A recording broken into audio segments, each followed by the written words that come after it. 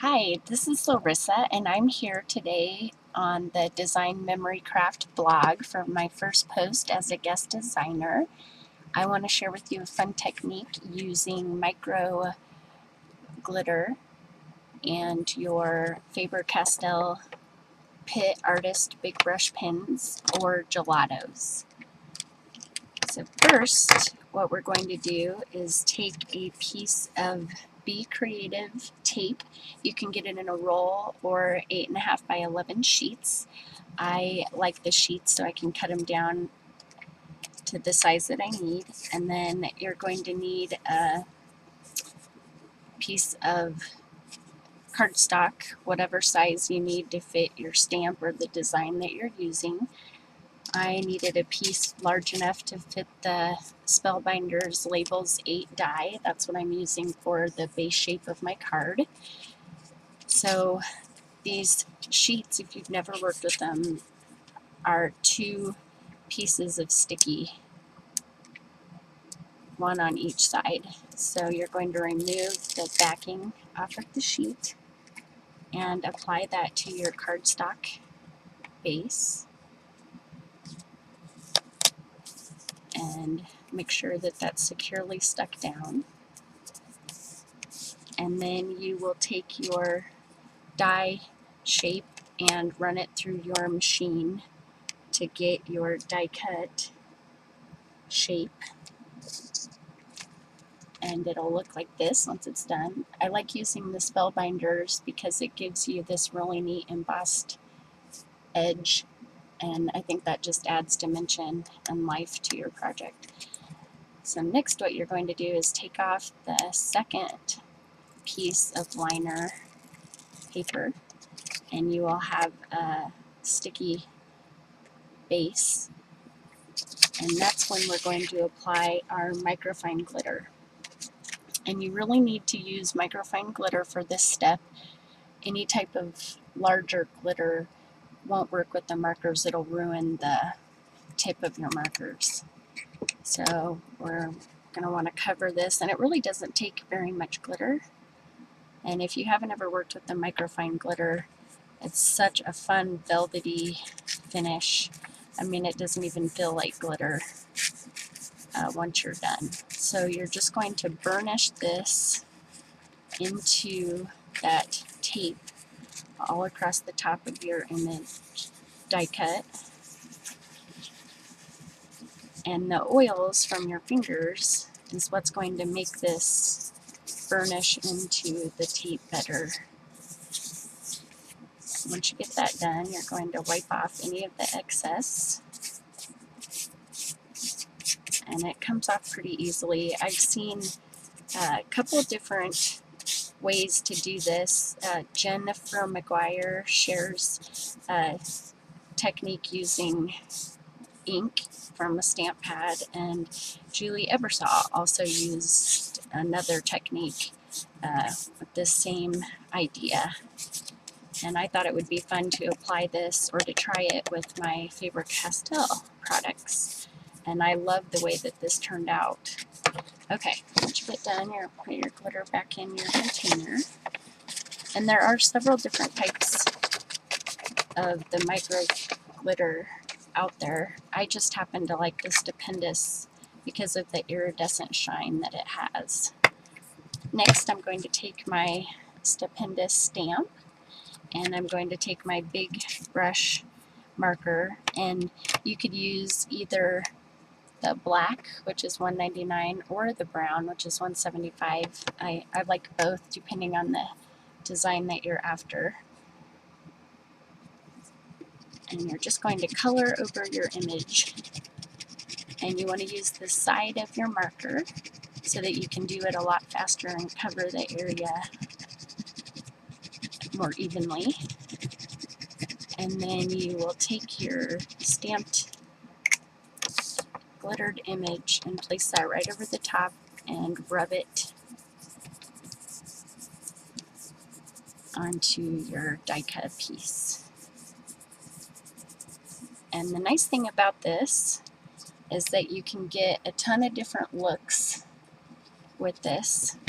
If you're going for a muted look, you could do a artist look, and if you want a darker image, you can go in with the Faber-Castell Pitt artist pen in the small and go around all of the details of the image a little more if you're wanting more of a detailed look. I like the way that this looks, but I did it on both, did it two different ways on both. So next what you're going to do is take your artist Pitt pen in whatever color that you want, and I've used a lighter color and a darker color for this. And what you're going to do is take a block or a mat or whatever you have and just color some of your marker right onto your block. And you have to remember that this is tape, so we don't want to get it too wet, but you want enough water to get a nice color. So I'm just going to take a little bit of water and my brush that came in my artist set and mix that color up with just a little bit of water. And then you're going to go in onto your image and place that color right down to your glittered piece. And you can stay in the lines, you could do more of a watercolor look where you let it bleed. It's totally up to you. And then you'll just keep applying your marker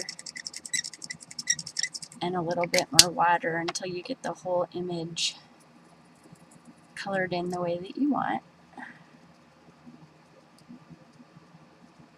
And again, like I said, you don't want to use too much water because we don't want to soak the glitter paper away from the cardstock. And trust me, the first one I tried, that's what happened because I had used too much water. And then I'm going to do the center of this in a yellow. And then what you'll do is go back in with your second color. For the first color I used a Flesh 131, and for this one I'm going to use the Pink Matter 129. And as you can see on this finished card, you can see the detail where I went back in and shaded my flower to give it more texture and dimension to make it come to life a little bit more. So we're just going to follow the lines of our stamped image and then come back in with your finger or a paper towel and dab it to either have it more or a little, depending on the look that you're after. And you can get a different look if you let the marker layers dry in between. So if you want more of a watercolored look, I would suggest doing your shading while this is still wet. If you want more of a tone-on-tone textured look, I would let the first layer dry and then go back in and do your shading. So then you will continue doing this all the way around until you're done and happy with your image. And I'll share one more fast little thing on the leaves. I took the light color with the green, color on your marker, and come back in and you can shade that in. And I did try this technique also, just coloring straight marker onto the glitter, which gives it a completely different look. So I'll zoom in here a little bit more so you can see a little more closely, so that you can see the difference in the look that you get. And this tends to bleed a lot more, but the color is a lot more vibrant. And you do have to move it around either with your finger or a damp paper towel. But you can see that you can color right onto it too if you want more of a vibrant color. So the options are endless with this technique on how you want to do that, and hopefully you can see the difference between the watered down green and the color straight on green. And then next onto our gelatos. This is the piece that I've colored with the gelatos, and hopefully you can tell the difference between the two. The gelatos is a lot more of a matted color, and the markers is more of a vibrant coloring. So depending on the look that you're going for, I would say the gelatos are more of a vintage feel, and the big pit pins are more of a watercolor, perfect, like Copic looking coloring. So the same thing with the gelatos. We're going to take our color and take a block or a plate or a mat, whatever you want. And again, I'm going to use two different colors. I'm going to just get a little bit of my gelato color out onto my block. You can see.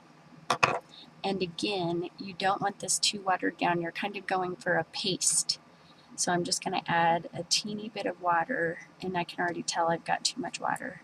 So I'm going to take my paper towel and blot some of that water away. And blot this on. And you kind of want a pasty consistency.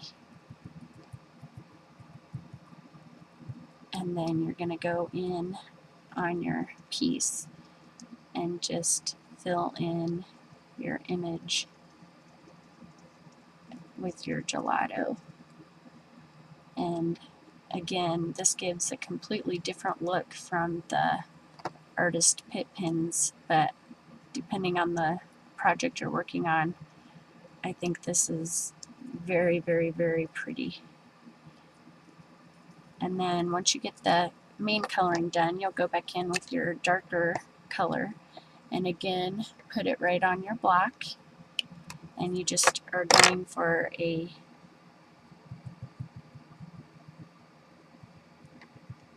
paste consistency, and then you'll go right back up on top of your image to add your shading in the different places that you want. And this is pretty forgiving, so if you get too much in a place and you're not happy with it, you can go back in with your paper towel and remove any of that coloring while it's wet. And as you can see, it completely took away all of my coloring.